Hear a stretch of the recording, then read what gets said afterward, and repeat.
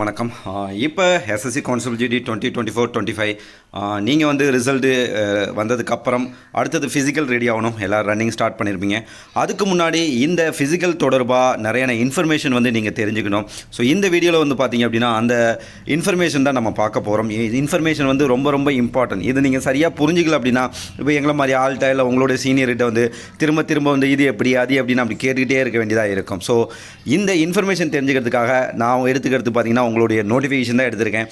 நீங்கள் எந்த ஒரு பாட்டுக்கு எடுத்தாலும் சரி உங்களுடைய நோட்டிஃபிகேஷன் தான் மூலாதாரம். அதில் என்ன சொல்லியிருக்காங்களோ அதுபடி தான் வந்து நடக்கும். ஓகே, நிறைய பேர் வந்து நீங்கள் படிக்கிறது அதில் வருத்தப்படுவீங்க. பட் என்னுடைய வேலை என்ன அப்படின்னா அதை படித்து உங்களுக்கு வந்து புரிய வைக்கிறது.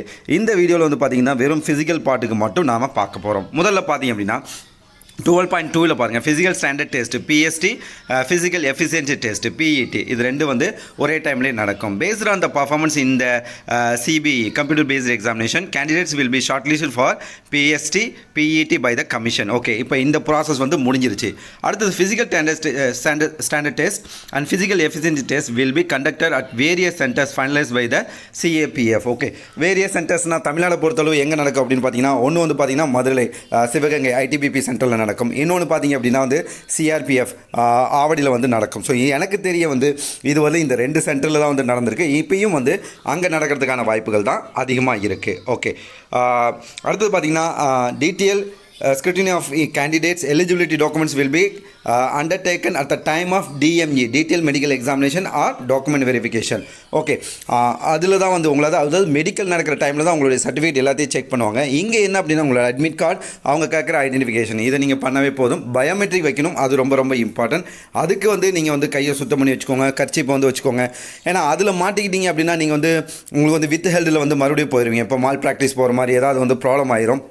ஸோ அந்த டைமில் வந்து ரொம்ப கேர்ஃபுல்லாக இருங்க. Candidate short list for PST PET will be asked to go through biometric verification followed by the PST PET. Okay, இந்த பயோமெட்ரிக் வந்து ரொம்ப கேர்ஃபுல்லாக பண்ணுங்கள். எப்போதும் உங்கள் கையில் வந்து கர்ச்சீப் வந்து வச்சுக்கோங்க, கையை சுத்தம் பண்ணிக்கிறதுக்கு. ஓகே, இது ரொம்ப ரொம்ப இம்பார்ட்டண்டான ஒரு விஷயம். சாதாரணமாக எடுத்திங்கன்னா சாதாரணம், இல்லை கேர்ஃபுல்லாக எடுத்து நான் ஜெயிக்கணும் அப்படின்னு நினச்சிங்கன்னா இது ரொம்ப இம்பார்ட்டண்டான ஒரு பாயிண்ட்டு. அடுத்தது பார்த்தீங்கன்னா ஃபிசிக்கல் எஃபிஷியன்சி டெஸ்ட். ஓகே, உடல் திறனறி தேர்வில் வந்து பார்த்தீங்கன்னா candidate have to clear the race with the following time limits. Okay, so இந்த எக்ஸாமை பொறுத்தளவு இந்த யூனிஃபார்ம் சர்வீஸில் இது ஒரு பியூட்டி. அதாவது தமிழ்நாடு போலீஸ்லாம் பார்த்தீங்க அப்படின்னா long jump, high jump, running, அதுலேயும் வந்து ஷார்ட் ரன்னிங், லாங் ரன்னிங், இந்த மாதிரிலாம் வந்து நிறையான ஈவெண்ட்ஸ் வந்து பண்ணுவாங்க. இங்கே வந்து ஒரே ஈவெண்ட் தான். இப்போ இங்கே 5 கிலோமீட்டர் வந்து 24 மினிட்ஸில் வந்து மேல் கேண்டிடேட் இருந்தால் கிளியர் பண்ணோம்.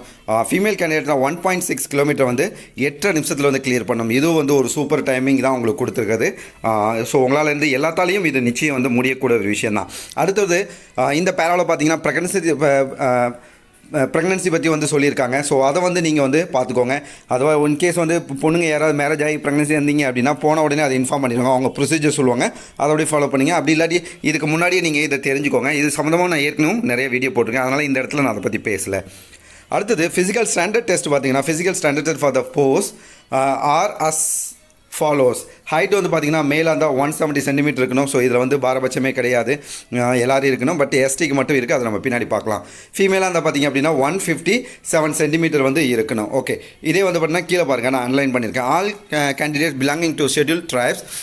மேலாக இருந்தீங்க அப்படின்னா 162.5 சென்டிமீட்டர் இருந்தாவே போதுமானது. அதே ஃபீமேலாக இருந்தீங்கன்னா 150 சென்டிமீட்டர் இருந்தாவே வந்து போதுமானது. அடுத்தது செஸ்ட் மார்பளவு பொறுத்தளவு பார்த்தீங்க அப்படின்னா சாதாரண நிலையில் வந்து பார்த்தீங்கன்னா 80 சென்டிமீட்டர் இருக்கணும். அதே நீங்கள் வந்து எக்ஸ்பென்ஷன் விரிந்த நிலை ஆகும்போது பார்த்தீங்கன்னா 85 மினிமம் வந்து பார்த்தீங்கன்னா 5 சென்டிமீட்டர் ஆகணும். ஸோ மொத்தமாக வந்து 85 சென்டிமீட்டர் வந்து இருக்கணும். ஓகே, இதே வந்து all candidate belonging to schedule tribes, அதாவது எஸ்டி கேண்டிடேட் இருந்தீங்க அப்படின்னா உங்களுக்கு வந்து 76 மினிமம் இருந்தால், சாதாரண நிலையில் 76, விரிந்த நிலையில் வந்து 5 சென்டிமீட்டர் அதிகமாகி 81 இருந்தால் போதுமானது. அடுத்தது செஸ்ட் மெஷர்மெண்ட் பார்த்தீங்கன்னா ஃபீமேலுக்கு அப்படி எதுவும் கிடையாது, ஆனாலும் நல்ல உடல்வாகோடு இருக்கணும் அப்படிங்கிற மாதிரி சொல்லியிருக்காங்க. உடல் எடையை வந்து பொறுத்திங்கன்னா நிறைய பேருக்கு இதில் சந்தேகம் இருக்கும், ஐயோ உடல் எடை வந்து அவங்க சொன்ன மாதிரி இல்லையே அப்படிங்கிற மாதிரிலாம் இருக்கும். நீங்கள் வந்து எக்ஸாமில் வந்து இந்த செஸ்ட்டெல்லாம் கிளியர் பண்ணிட்டீங்க அப்படின்னாவே நீங்கள் ஹைட்டு சரியாக இருக்கீங்க அப்படின்னு நீங்கள் முழுசாக முடிவு பண்ணிக்கலாம். ஓகே, யாருக்காவது வந்து ஐயோ நான் அண்டர் வெயிட் அப்படின்னு நினச்சிங்க அப்படின்னா நிறையா நீங்கள் வந்து ஒன்றே தான், அவங்க செஸ்ட்டு வந்து மெஷர்மெண்ட் கரெக்டாக இருக்கான்னு பாருங்கள். ஏன்னா என் கூட ஒர்க் பண்ணுற நிறையா இந்த சின்ன பசங்க இப்போ புதுசாக அவங்கள மாதிரி புதுசாக வர பாருங்கள நிறைய பேர் பார்த்துருக்கேன், ஒல்லியாகவே இருக்கிறவங்களே இருக்காங்க. அவங்க நமக்கே வந்துருக்கு எப்படிப்பா செலக்ட் ஆகுதுன்னு கேட்டால் சார் செஸ்ட் கரெக்டாக இருந்து செலக்ட் ஆகிட்டேன் அப்படிங்கிற மாதிரி தான் அவங்களும் சொல்லுவாங்க. ஸோ இதில் பயப்படுங்கிற அவசியம் வந்து கிடையாது. அடுத்தது பாருங்கள், candidate who are declared not qualified in the physical standards, that is height and chest, may refer on appeal on the day if they so decide to appellate authority nominated for the center through the presiding officer. So இது வந்து ரொம்ப ரொம்ப இம்பார்ட்டண்டான ஒரு விஷயம். உங்களுக்கு வந்து ஹைட்லேயோ இல்லை செஸ்ட் மெஷர்மெண்ட்லேயோ ப்ராப்ளமாக நீங்கள் ஃபீல் பண்ணீங்க அப்படின்னா அங்கே வந்து அப்ளேட் அத்தாரிட்டி வந்து இருப்பாங்க. அங்கே வந்து ப்ரெசிடிங் ஆஃபீஸர் பார்த்தீங்கன்னா இங்கே வந்து ஒரு எஸ்ஐ ஒரு எஸ்பி ரேங்க்னு நம்ம சொல்லாங்க, நாங்கள் வந்து அதை கமாண்டன்ட்னு சொல்லுவோம். அந்த ரேங்க்கில் இருக்கக்கூடிய ஆஃபீஸர் ஒரு போர்டு ஒருத்தவங்க அங்கே இருப்பாங்க. அவங்ககிட்ட வந்து நீங்கள் பணிவாக ரெஃபர் பண்ணலாம். ஓகே, அவங்களோட டிசிஷன் தான் வந்து இங்கே ஃபைனலானது. Okay, there is no appeal in PET. இதுவும் வந்து பார்த்திங்கன்னா ஃபிசிக்கல் ஸ்டாண்டர்ட் டெஸ்ட்டு தான், ஹைட்டு வெயிட்டு இதுக்கு மட்டும் தான் சொல்லுவாங்க.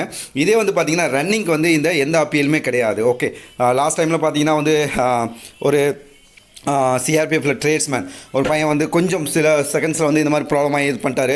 அவர் எவ்வளோ முயற்சி பண்ணாது, எதுவுமே நடக்கல. ஸோ இதிலெல்லாம் வந்து அவங்க தெளிவாக வந்து ஷெட்யூல் வச்சுருக்காங்க. ஏன்னா இதில் வந்து பார்த்திங்கன்னா சின்ன சின்ன விஷயத்தில் கேஸ் போகிற மாதிரி ஆகிடுச்சு அப்படின்னா ஆல் இண்டியா லெவலில் பார்த்திங்கன்னா அவ்வளோ கேஸ் வந்து வந்துடும். ஸோ அதனால் வந்து உங்களை மாதிரி ஆட்களில் வந்து அந்த அப்பீல் பண்ணுறதுக்கான சான்சஸ் வந்து கொடுக்க மாட்டாங்க. ஏன்னா ப்ராசஸ் வந்து சீக்கிரம் முடிக்கணும் இல்லையா. ஸோ எது ஒன்றுனாலும் சரி அன்றைக்கே நீங்கள் வந்து கிளியர் பண்ணிட்டு வரணும். Conduct of PST, PET and DME, RMA detail medical examination, RMA review medical examination will be the sole responsibility of the CAPF. The commission will not entertain any representation appeal RTA applications. Okay, so இது சம்மந்தமாக வந்து எந்த ஒரு RTA போட்டாலும் கூட அவங்க பதில் சொல்ல மாட்டாங்க அப்படிங்கிற மாதிரி ரொம்ப தெளிவாக சொல்லியிருக்காங்க. அந்த அளவுக்குலாம் நம்ம போகணுங்கிற அவசியம் கிடையாது. இதுக்கு முன்னாடியே நீங்கள் வந்து இருக்கக்கூடிய எல்லா விஷயத்தையும் உள்வாங்கிக்கிட்டு தெளிவாக உங்களை நீங்கள் தயார்படுத்துறது ரொம்ப சிறப்பான அணுகுமுறையாக இருக்கும். All the best.